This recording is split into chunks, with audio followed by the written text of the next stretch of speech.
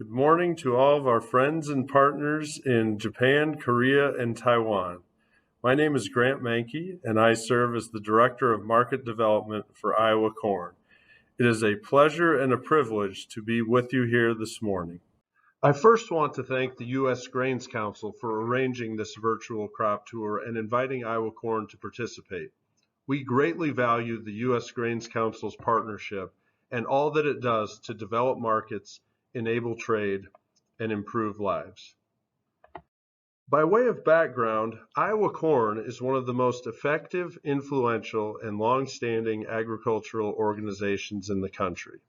It consists of two farmer-driven boards operating with one shared mission, creating opportunities for long-term Iowa corn grower profitability.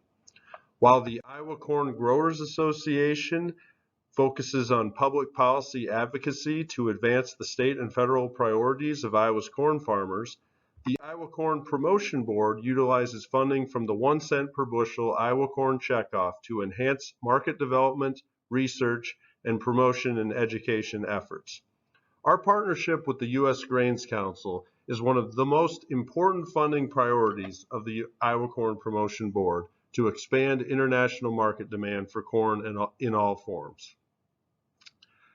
So it's an exciting time here in Iowa for our organization and our farmers. Yes, harvest is underway.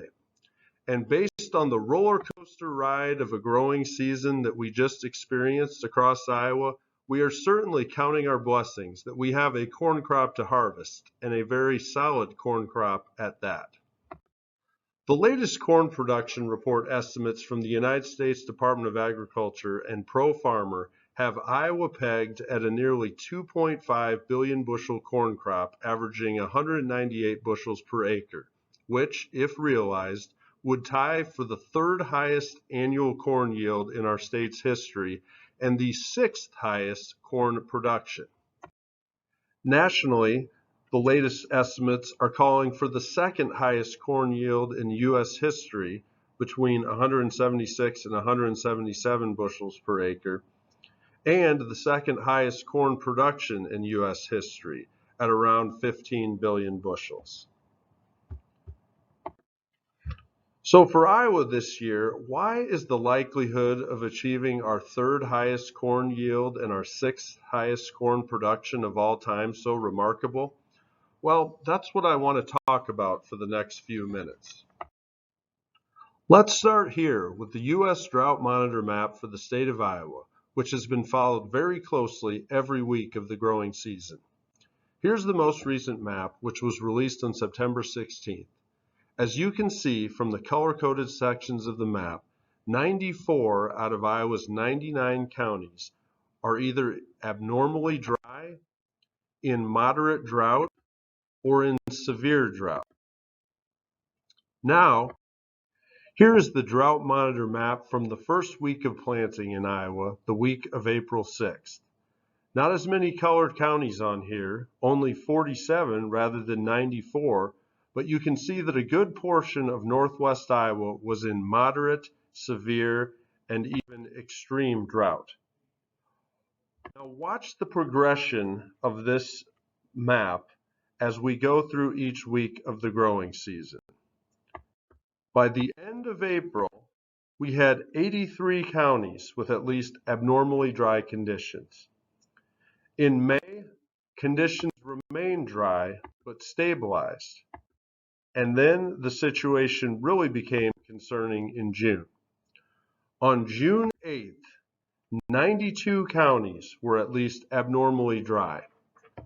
Things got worse on June 15th with 96 counties at least abnormally dry. And then on June 22nd, 82 counties were categorized as either moderate to severe drought.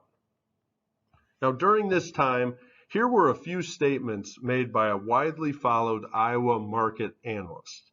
First, from June 7th, we do not have enough moisture reserves to get the corn through pollination.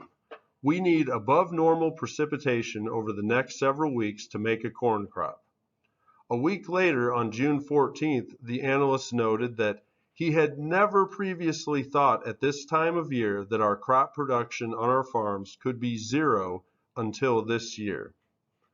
And then on June 21st, the analyst observed, if we continue to get rain each week short of moisture needs over the next month, and if hot temperatures return, I do not believe that our corn here in this region can fully and successfully pollinate and produce grain.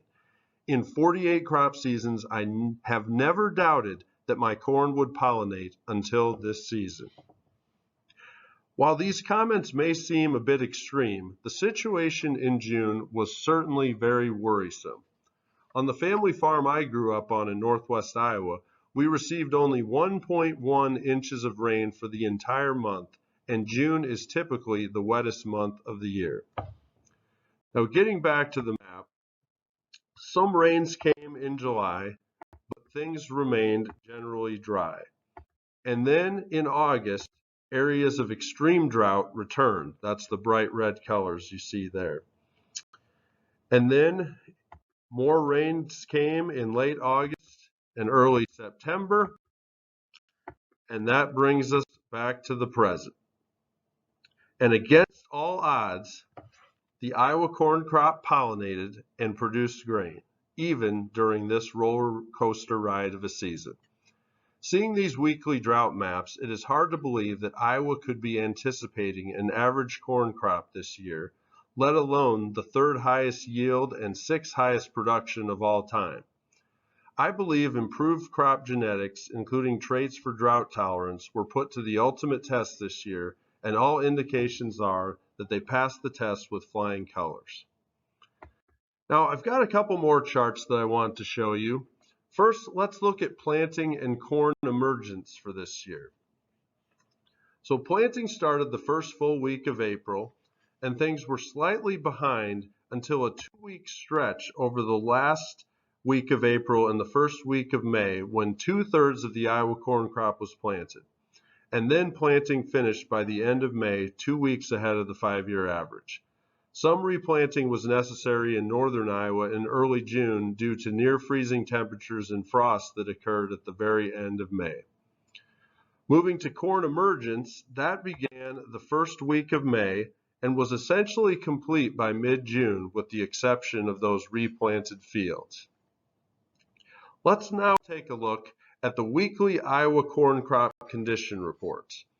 As you can see, corn conditions started out strong in late May, but then deteriorated quickly with the unseasonably hot and dry weather that occurred throughout the month of June.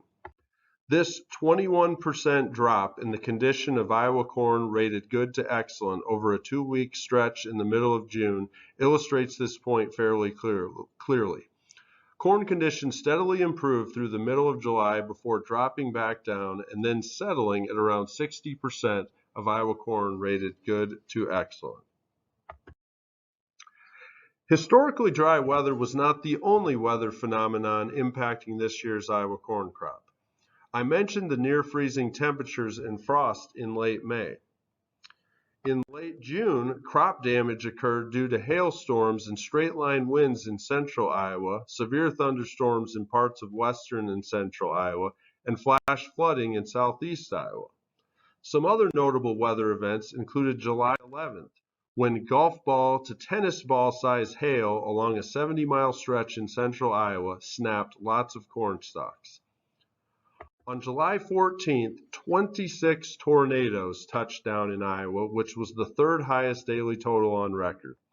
One of those 26 tornadoes touched down in a cornfield belonging to Lance Lillibridge, Iowa Corn Growers Association's president, who you will be hearing from later on in today's program. Much of Iowa experienced sweltering temperatures in late July, and finally, there was more crop damage in northeast Iowa from flash flooding, severe thunderstorms, and straight-line winds in late August. So as you can see, lack of rainfall was not the only weather challenge that Iowa corn growers faced this growing season. Here is a quick look at the regional supply and demand outlook for corn. And you can see that there in the shaded section. With the projected increase in corn production this year, we are looking at a slight increase in corn supply for the region for 2021 compared to 2020, and total use is holding steady. Ethanol demand is projected to be up slightly in 2021, while exports are projected to be down at an almost identical amount. And ending stocks for the region are slated to be up by about 120 million bushels. Next, here's a graph depicting observed basis levels for the region over the past 2 years. Regional basis was very strong over the final few months of the last marketing year, as we saw basis at more than $1 over in some parts of Iowa.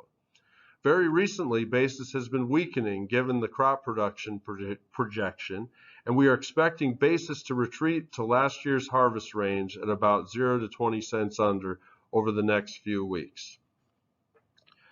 However, given the fact that the corn pipeline is essentially empty and many farmers have sold a lot more corn than normal at this stage of the marketing year, it would not be surprising to see basis firm up again sometime after harvest to keep the grain flowing.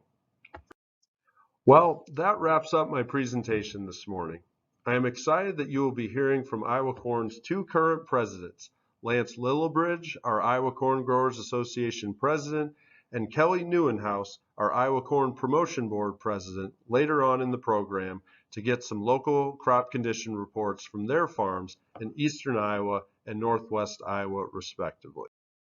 At Iowa Corn, we are proud of the role our farmers play in feeding and fueling the world. We are sincerely grateful for your strong partnership, and please know that we would love to host any of you for an in-person trade mission in Iowa when it is appropriate to do so in the not-too-distant future. I just want to say one last big thank you to the U.S. Grains Council and to all our friends and partners from Japan, Korea, and Taiwan for the opportunity to participate in this virtual crop tour, and I would welcome any questions. Thanks again.